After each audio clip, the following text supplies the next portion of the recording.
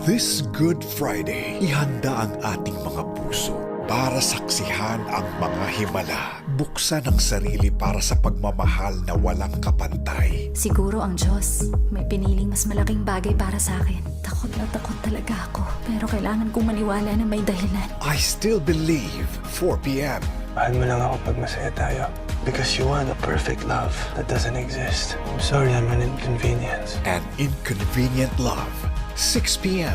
Alam ko kung paano mabuhay sa gitna ng mundo na may katiyakan. Conclave, 8 p.m. Gumigising ako sa katawan ng iba't ibang tao araw-araw. So, araw-araw ng buhay mo, nagigising ka lang at Mabubuhay lang ng isang araw para sa tao na yun. makikita ba kita ulit? Kailangan kong isipin na, oo, Every day, 10 p.m.